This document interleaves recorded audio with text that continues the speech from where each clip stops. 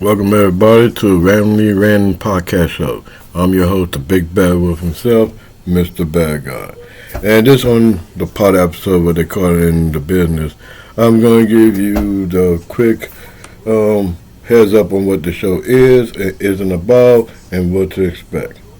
Now, they're going to knock out the door. What you should expect is full honesty, entertainment, information, and just straight up conversation about things that I bring, you bring, we all bring to this show. And if you make it to the pot of thoughts and I get it, we talk about it.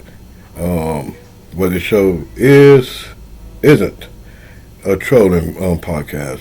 There have been, which I will talk about in a few. There are people on platform who, spend their career trolling other people with successful podcasts or well-known name where they can piggyback for click, likes, and bait and all that. This is what it's not about. I do not need celebrities or what they talk about, what they be about to make people want to come to listen and enjoy this show. If it become a topic, I'll talk about it and move forward. And if it just don't make it, just don't make it.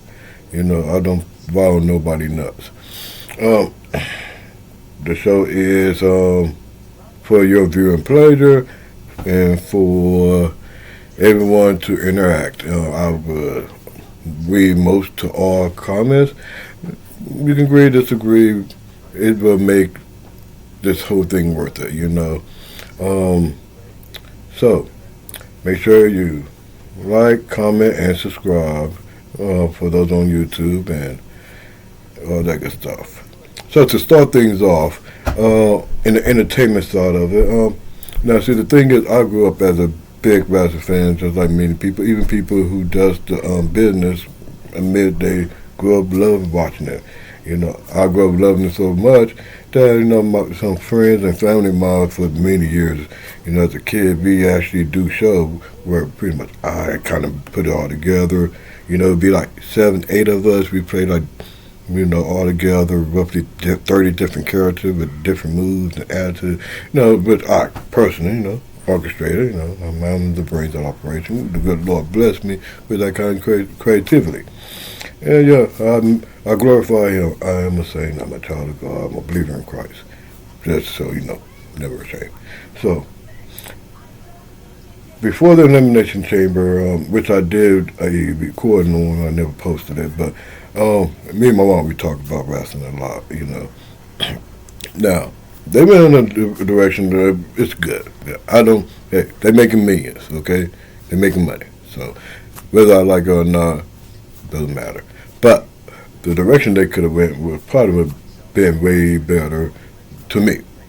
As a long-time fan. And I understand, they got sponsors, they got stockholders, so they got to cater to them and what they're about. It's not like old school WWE or WWF where, it's a free-for-all. They don't give a damn who like it or not. They got to cater to the people who throw money into it, because that's the nature of the business. And as a fan, you just got to, go with the flow sometimes. But I was hoping, or I would prefer how I would have done it if I was in the creative team. The Elimination Chamber, great. I enjoyed it. I like how the women division is kind of getting, more extreme, you may say. They ain't all that pulling hair thing, and they way beyond that. They are, it's like the Glow Girls of wrestling for those who up in age like me, remember that show where they was, as much as they eye candy, they were great entertainer, athletic, good promo, good action. But to the men's side of the Elimination Chamber, now I knew I really wanted to be down to Seth Rollins and CM Punk because they are the hottest thing really rocking in the WWE. They real life and on-screen robbery. And I would tell my mom, it would have been great, during that time, if Roman Reigns came and, doing the last person elimination, go in and spear Seth Rollins, as he go for a curse star, will set up them two to have a match at WrestleMania.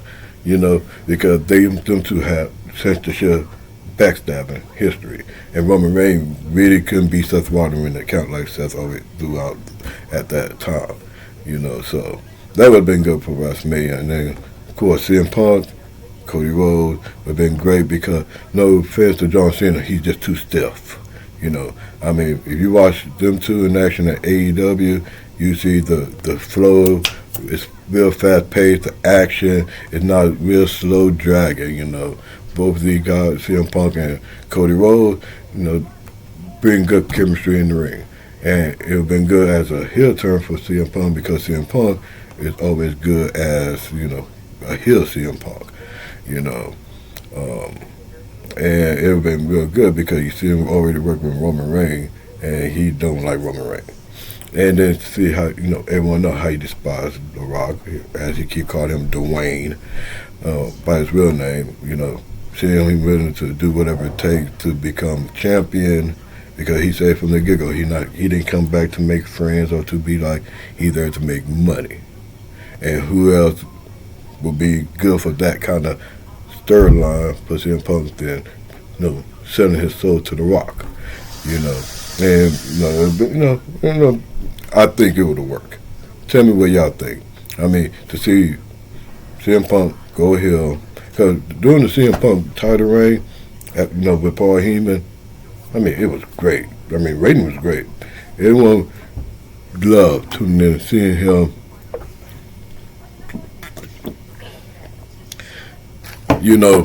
holding the title, beating the best, all the heroes.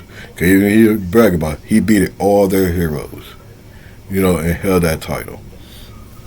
So, but obviously they didn't win with that route. They had John Cena, and it was pretty good. CM Punk cut a good promo. But I think that they could have really done better. CM Punk turned heel, beat down on Cody Rhodes. CM Punk best promo, pipe bomb he do. Like I said, he always talk about he ain't here to make money, so that could be part of his promo why he so teamed up with The Rock, so he can finally have his face on the marquee on the opening of the show, and his t-shirt sell out, and them ice cream balls, and and that how CM, all who follow CM Punk, how you can really rip the mic. He's the best in the world, which again, it would work. Seth Rollins, Roman Reigns, it would have worked. Them two have a rivalry on the level of Stone Cold and The Rock, so that would definitely work. And put us Seth Rollins, Roman Reigns, CM Punk, they could all intertwine in a long battle for that one title and pretty much end each other's career. So that would have been phenomenal. Of course, Cody Rhodes is going to be in the midst of it because Cody Rhodes is in the midst of it. Because again, they're all intertwined. Seth Rollins helped Cody Rhodes to trying to get rid of Roman Reigns and The Rock. Then CM Punk came back, and then boom. So all of them got history, all of them make sense. It would have been great. But they doing their thing. I really hope they really do pan out. I don't see how it'd be good because I let John Cena do one of the Mick Foley's and other wrestlers like, oh well, I'm not really retiring now. I don't see no point. You turn them heel. If you win, then you're gonna have to give up the title or lose the title. It's a waste of time. Few people be like, but in the long term, you just wasted time. When you could just kept on adding on layers and layers, more build up. It could have been another Yes movement like Daniel Bryan. It would have been beautiful, and you have a superstar who's gonna really be around for it to build up. Roman Reigns part time, and CM Punk can fill in that gap, and then with Seth Rollins, and then imagine this. CM Punk got the champion, he'd be on SmackDown. Guess who on SmackDown? Drew McIntyre. He could be one of the people he beat. You know, or you know how Drew McIntyre go for another title, but CM Punk can just trash him. But again, I like what they're doing. I like what they're doing with Jade. She coming. She come now. I wish they do more better promotion on the secondary title as well as the tag team titles. I think they need to go to old school where they treat the secondary title and the tag team title division way more better than the main title. Let the mid cards and the tag team division pretty much build the show. Yeah, you got your main eventers, but back in the days, it's all, the mid carders like the Stone Cold, the Shawn Michaels, the Macho Man, the Rick Rude, and Mr. Perfect. They were killing it. It's the Sergeant Slaughters. They were made it, and they were made the show worth watching throughout. And you have your main big hitters. They come do their little stick, and have they good matches and back and forth, and it all worked out. I think that would be good for the WWE nowadays because instead of trying to have storylines for everybody and and fill in time slot with rambling, just fill in with good matches, good robbery within the mid card, and the big guns, let them kind of like be in the midst of making you want that match instead of just giving it to them so early and then have it wash out. But that's just my opinion. I've been watching this since I was like 4, maybe 5. I know where I was. But I'm pretty sure many of y'all do too. That's why there's very few people I do listen. As for on YouTube, like what culture, I just dibble dab in them, and I follow them. I don't watch everything they do. I watch Up and Down with Simon Miller, and Kicking It With Walls, a fellow Texan, H-Town. I'm the 409. Speaking of the 409, I found out someone who's from Galveston, Texas, that I didn't know was from Galveston, Texas. I mean, I could have found out if I would just, Google, but I'm not a fanboy. And I'll bring that person up because they part of later conversation. Now, I don't really critique, a successful business unless, I see a reason to, So what WWE doing and trying to establish is great. The Rock, the Final Boss, it's what WWE did great for since the mid '90s with Vince McMahon. And give Vince McMahon part. Speaking on that, I know as for action wise, the women division is getting better notoriety than back in the days. But the women's talent was always there. One of my favorite women wrestler was like Victoria and Jazz and Jacqueline.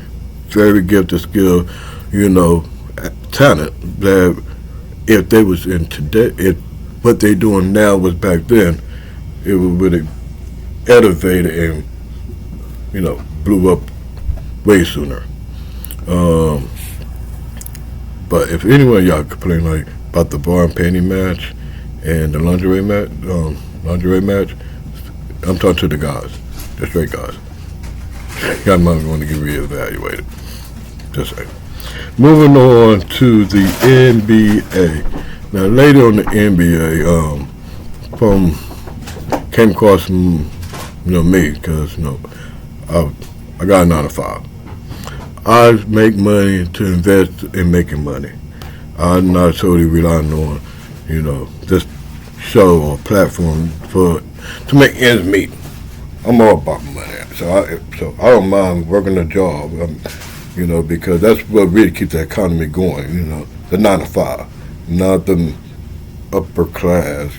They depend on the 9 to 5 to invest in their endeavors, so they can keep where they at. So, but apparently, Stephen A. and the whole LeBron thing. Now, arguably the care less about that. But what I did care about on the people reaction, now, my thoughts on things like first take and first thing first. Now, some of them I take really, they bias. Stephen A. bias. He's not going to buy someone bandbag. There are one like that Colin dude on Fox, Ep.1. He's a jock. He a jock water. Nick Wright, probably a good dude to do, but he a jock water. He rides jocks. Like you can like who you like, but idolizing and worship the ground they walk on and think they do no wrong. Yeah, you might want to get some counseling for that. I mean, that's a lot of y'all. So, hey, therapist, you might be getting rich soon. But yeah, I get fly where LeBron, where he's at, as for in NBA wise, I mean, he up there. I mean, top 10 of all time. He not top 5. He probably barely make top 10, honestly. I mean, championship wise, Wilt got it. He got 11, and then Robert Horry, he got more than he's the second place one. But as for impact, style, and just game style play, impact which means how they made the game want to be watched. I mean, honestly, even though Magic and Bird saved the league with their rivalry and what they did, no one didn't say I want to be Magic or Bird or Wilk or Dr. J. Mike. That would make Mike kind of like the greatest because he's been the standard. He ain't my favorite basketball player. He's not. The King of the Dream. I think he top 5. And I've been honest, he top 5 because for a man, I met him, by the way, when I was a kid. But, I mean, for a big man, he was the first big man doing what you see Joker them doing now. He was playing, that's why they go to him by his footwork. Like he played like a guard. He was a defensive threat. He was not just block shot. He was stealing, and that's why you gotta appreciate the King. He was doing stuff, and since he came in the league, he made it to the playoff every year until he went to Toronto. And that's at the end of his career, just like many other players. But LeBron, top 10-ish. Because like it is, the league is washed down. And LeBron and none of the players, they not the reason why the league is the way it is. They benefit the owners who own the team, who decided to take defense mostly out the game and make it more about play a game of horse who can shoot the most shots, and it ain't about skills or talent or IQ. I mean, back in the days, you got to know how to, call an audible on the spot. It was just not just okay. They're doing the pick and roll, so let's try to stop it. No, you have to know how to read a play defense or read an offense and adapt there. I mean, the rule. I mean, yeah, the physicality was good, except the unnecessary punching somebody in their face. That wasn't called for. And it was more of a man's sport, and you earn your points.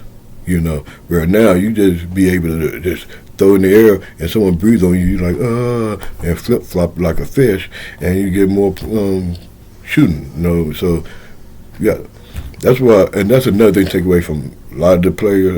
That's what I say in this modern day NBA. But of all time, never. I don't think any player in the NBA now could ever be an all-time. Because, truth be told, anyone in the past playing this day would definitely thrive way more than they did. And the ones that in today would not make it back in the days. And that's the difference. LeBron came in to at the tail end of that era, during that time. And he made it to the playoff, except that one year. But he did good. But yeah, he was, he wasn't like a threat. People were worrying about Kobe. So they were worrying about Shaq a little bit.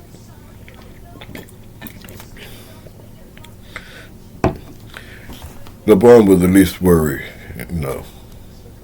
LeBron was like where Carmelo Anthony stayed pretty much his whole career, like in the mid course. Make it to the playoff, but not really making a real good run. I mean, yeah, he made it to the final just to get smacked horribly by San Antonio Spurs.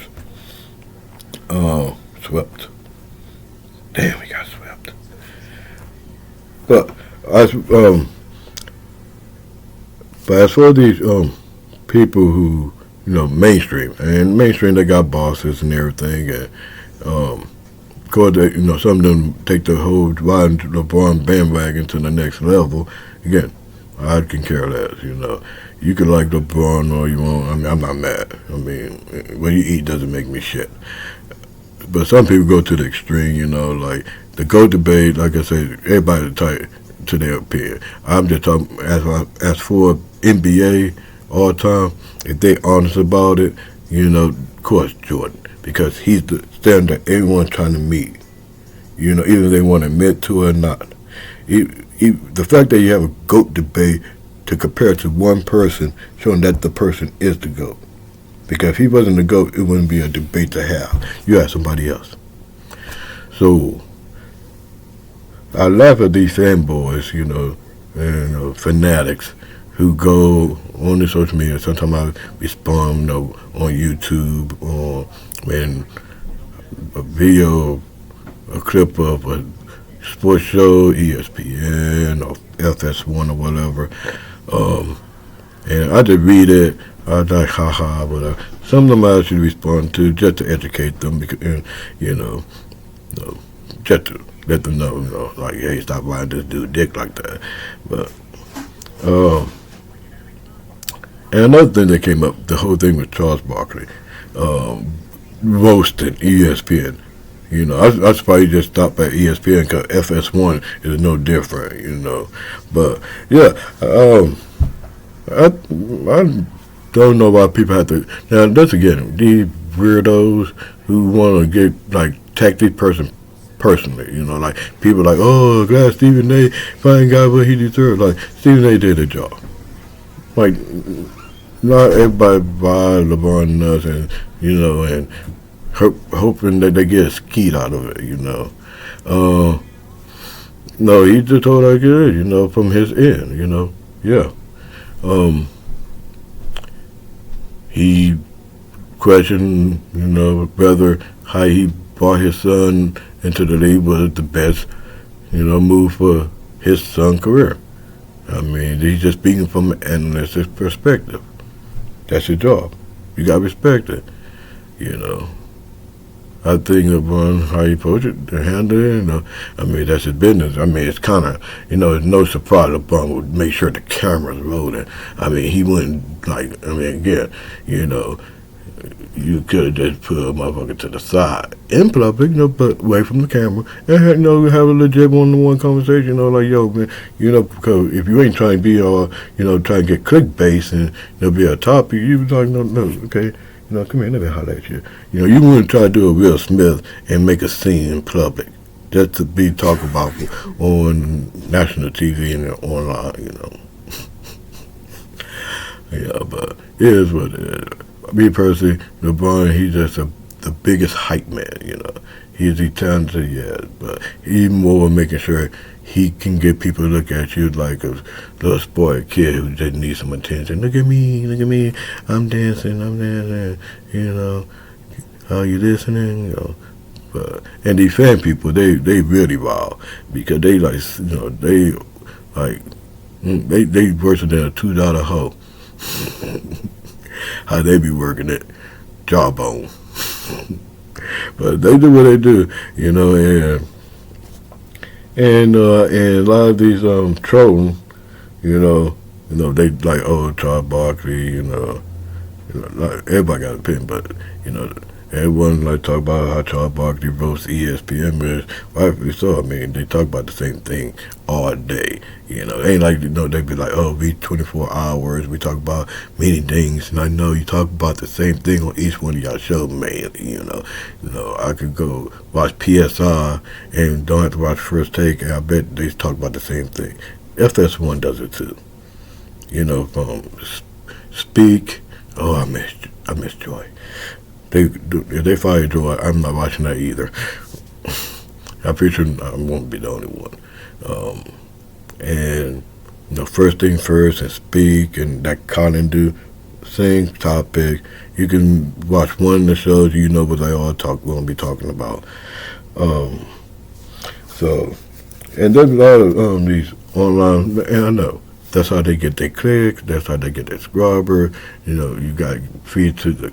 You got to feed into the mass. People into sports, so you make your channel about sports. Use clip. If you're a fanboy or someone, you go make sure you talk good about someone and talk bad about anyone that don't like them or don't see them as the GOAT or whatever. And that's how you do it. Kind of twist the narrative, they say. But there's like that James Whitlock, that old host on Speak. He's full of hate. He's full of hate and full of trolling. That's his MO. People who don't like the people he don't like gonna be watching it. That's the nature of the business. You cater to that mass, and you get your paper. And that's business. I mean, it's pretty, simple math. The things you're for, people gonna vote with you. The things you're against, people gonna be, et cetera, et cetera. And that's pretty. The one and something I actually do listen to, and because they're entertaining and funny, like Sharp Attack. I like how it's funny how you be tagging like people who LeBron fans or mainstream media. And it's like I said, it's entertaining, because they have their little clips and, do their thing. So I find it funny, I don't watch it because, he trash LeBron. I just like how you do it. It's funny. Now, that's the thing of going to music. My friend, Dewan Jones, I go on his Facebook, holler at him, see how you doing. And he had this thing on there about Billboard Top 20 of all-time rappers. And I saw it, and I didn't really look through it all, but I saw the number 1 and number 2. And I'm going to get to a common theme that keep on popping up, and, like all-time and era and dynasty. I'm going to say something about that in a little while. But what caught my attention is that Billboard. Now, I don't know who working that in Billboards when it comes to rap music, but I'm pretty sure they ain't black. And they ain't grew up in the hood and listened to rap music for decades from all over, from mainstream to underground. Now, if they go by numbers, okay, whatever, let's face it, we know the business. They manipulate the numbers, they make sales look like they more than they are, but this is all time. So it's not just by number, it's about body of work. So you can't be out for 4 years, had one high hit, and be on an all-time list. It's just no. So they had Jay-Z as number 1. Bullshit. Jay-Z been in the game somewhat. He went retired twice and keep coming back. And he a temporary artist, talent. I give Jay-Z probably, the jigger, Mr. Notice. He made some good hits. He took that whole 80 Hard Knock Life, made it to a good summer hit, tore up the radios, all the major MTV, BT, killed it. He is definitely top 10, but he's not number one of all time. And then they had number 2, Kendrick Lamar.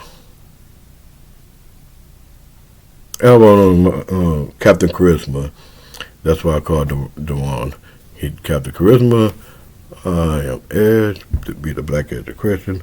You learn about that next time. But yes, they had Kendrick Lamar as number 2. And that's when I realized, yeah, these bunch of white folks that don't know what the fuck they talking about. Maybe Asian. No, I ain't being racist, but stereotypical. I'm just being real, I mean, how the fuck, like, yeah. Unless you grew up in the culture, listen to the music, did the music, and relate with the people of true music, not them ignorant, nappy-headed bastards who want to look raggedy and want to talk about shooting up people all the time. Them motherfuckers ain't know nothing about music. All they know how to be is a menace and a cancer to life. I mean, be honest, like raggedy bastard like that, people like that, the world's better off without them. And the people who try to promote that kind of music, because a lot of people think gangster rap was about just murder and killing. No. The earlier day NWA and Ice-T and Ice Cube, they were not all about black and black violence. Now they all about their hustle. If you come incorrect, then it is what it is.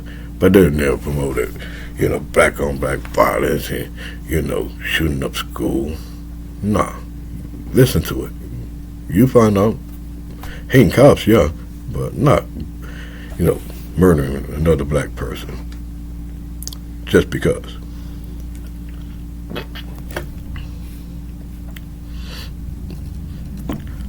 But yeah, I get it. Kendrick Lamar, not like us, the whole Drake thing. It's hot topic, yeah. But it's not the best diss track. I mean, Hit 'Em Up going to forever be number 1, and a lot of people are, not just mine. I mean, that was brutal. That one song made, not just, it made one go against East Coast and West Coast. I mean, you don't see Canada against America with Drake and Lamar. I mean, come on. That'd be real. I mean, Kendrick Lamar, don't listen to his shit. I mean, he sounds like he got some, from what I heard, he always got some political, black movement messages in music, whatever. Like I said, I don't listen to that shit. Not nothing, like, personally, just I don't listen to a lot of people, But yeah, when I saw it, they have number 2, and then they had Biggie and Pac and Nostradamus and Mr. And this what made me laugh because they had Mr. Eddie right at the bottom. So I was like, oh, they doing women too. And I'm like, I know a lot of women who made bigger hits and last longer than Lamar. I ain't shitting on Kendrick Lamar, but this is all time, and this is why I get tired about this all time shit. Like people use era and dynasty, where it's become less meaningful. Like saying I love you to every fucking person you meet. Eventually, you don't know what love is, and that's how I feel like they're using all time. Like all time mean no matter what time you go back, you can't see someone else doing it better. When you say someone's all time great, that means you can go down the list and look at, and you say if that person was back then, they would be killing it still, or. If this person was this time, they probably wouldn't be able to do it. This person is university, no matter what part of the time in this certain area, they would have been the top motherfucker, period. You can't say that about Kendrick Lamar. His body work showed that, he didn't stood out above the rest. He was in pretty much in with everybody else. He did not stand above the rest, So you can't be the all-time great if you just never stood out on your own for a long extended amount of time. Eminem stood out. Yeah, he had a bad album or two. So what? he had more body of work and success than Kendrick Lamar. Yeah, he damn near did better than goddamn Jay-Z. 50. So, I mean, maybe I'm wrong. I mean, I'm actually, I didn't produce music. I got family who's in the music business. What do I know? I mean, I'm not just a spectator buying someone's jockstrap. I mean, like, some people who might be watching. But that's all I gotta say about that. Music. I'm from the South. Like I said, I'm from Galveston, Texas. So I grew up on, Screw, Chop and Screw, the Swisher House. Fat Pack. Mike Jones, Zero. Bomb B. Master P, Mystical, Ship the Shark, of course. Cash Money. The Louisiana Boys, and 3-6 Mark, UGK. I mean, and Kendrick Lamar cannot even touch them. I mean, Scarface. I mean, give me a minute. My mom playing Ghetto Boys. Yeah, the Ghetto Boys. So again, Billboard, y'all do your thing. That's why people don't, really care. Only people who care and listen are the people you catering to. People who really like understand and listen to music and does music and appreciate music and love music, they pretty much use your stuff for toilet paper. If it was printed on paper, everything online now, so you just kind of like click off a little bit or just leave a nasty comment. Now, move forward from this because, it making me kind of irritated thinking about, like, goddamn Jay-Z. Now, I understand. Jay-Z been in the game for a long time, but guess what? I've been in it way longer.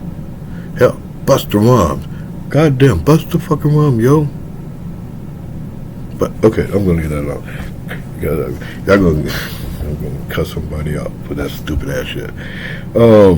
Again, this came to my attention. I'm busy. I'm making money. I'm providing for the household, and I'm just keeping the notes in here and there for this lovely part of the episode, and the pose of thought. Now this whole thing about Trump and the tariff, that he thrown on Canada and Mexico, which I appreciate. Now look, I'm not a Republican or a Democrat or even an independent. I don't fuck with politics. I just call it like it is. No politics, no government body got it right. But I give fly where it do. If I have a favorite president, which I do, my president would be Reagan. I'm a Reagan guy. What Reagan did was, look, this ain't about Reagan. That's another day. But apparently Trump is putting a squeeze on China, Canada, and Mexico. In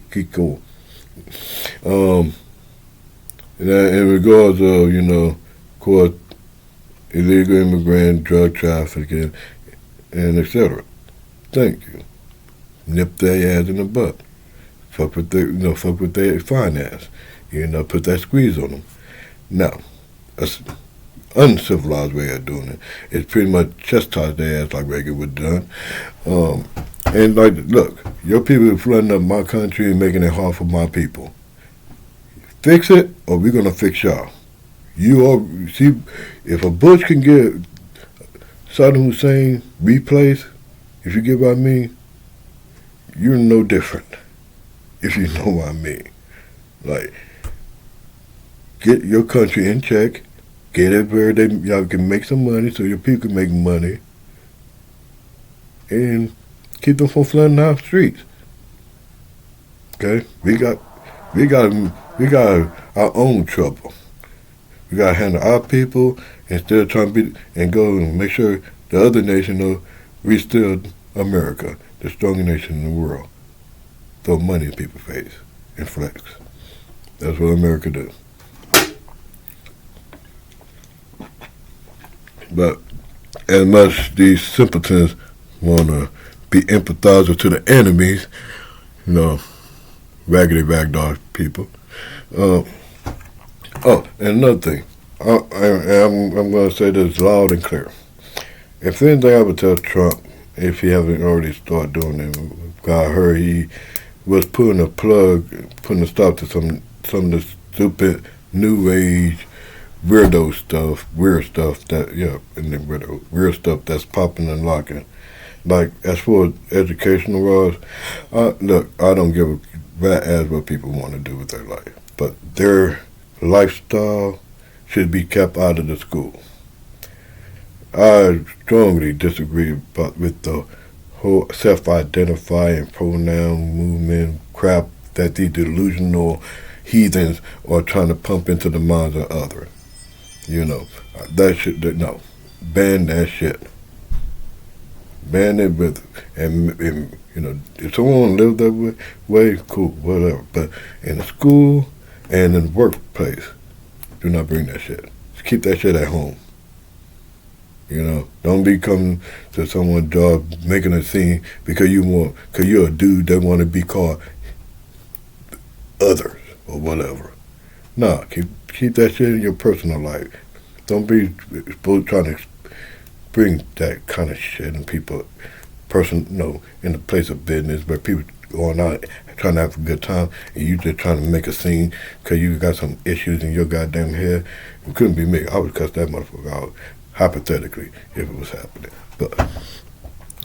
And then also give Trump major props with the thing he's doing, handling with the Elon Musk thing and the ICE thing. He's doing with the illegal immigrants. Again, illegal.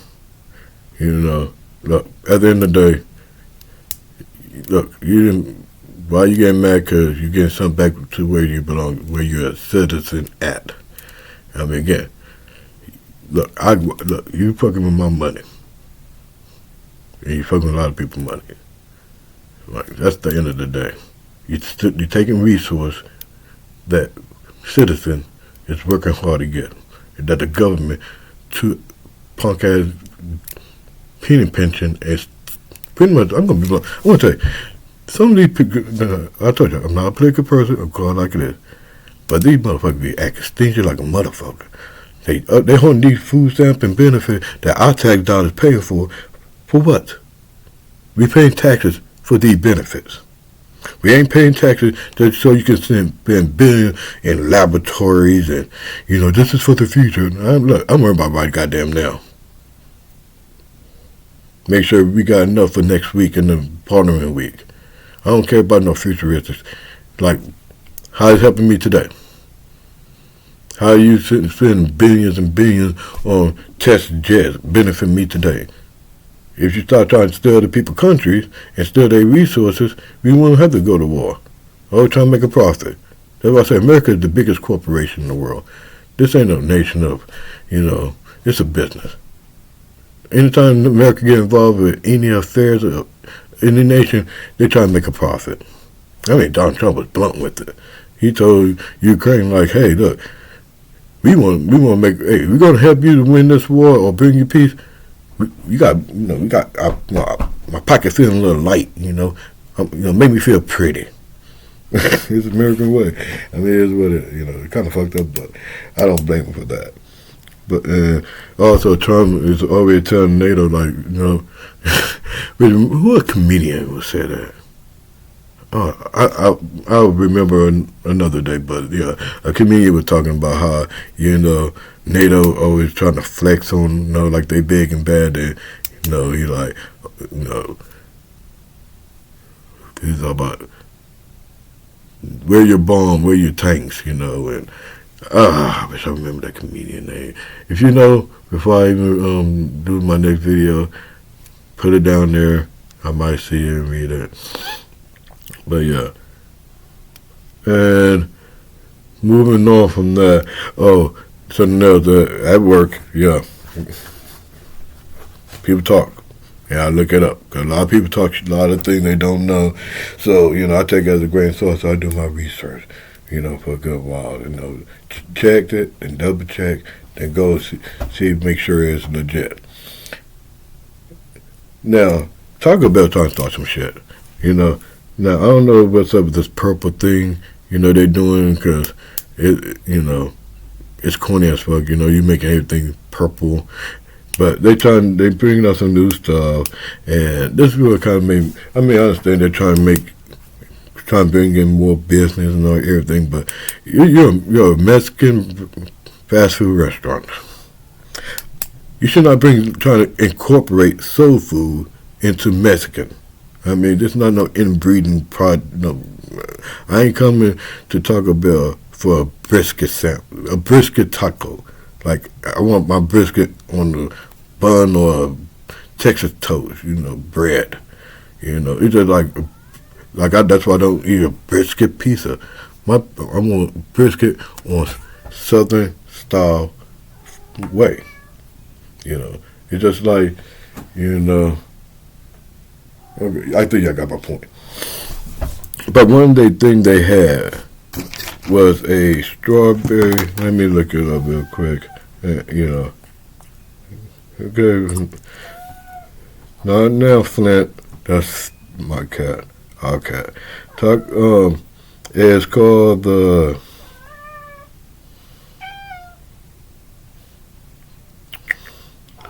We're waiting for it to blow up. The ube strawberry cookie. Now, when they show me this, and I don't know if it's a bad picture. Now, again, you go back to this whole purple. Like I don't know what Taco Bell. It's funny. The people who were doing the showcasing and doing all that. I'm looking at the video that was getting shown to me, and I say, why the people who doing all this, marketing, and promoting the new menu of Taco Bell? I'm like, why none of these people are Mexicans? You got an Asian guy promoting Mexican food. Like, what's up? That don't even look right. I'm being honest. Like, it's like, seeing, damn near a Filipino talking about Popeye chicken. See what I mean? But they had this garbage, this Uber strawberry cookie, and I look at it and it's purple, and I'm laughing in my head. I was going to tell my coworker about. I'm like, God damn, that's that Nigerian black purple color. Because if you look at it, you got your internet. You go look at it if you haven't seen it already. Like, it's purple, a dark purple blackish color, and again, like I said, it's like like a Nigerian black. That's the joke. If you see a Nigerian, you look at this cookie.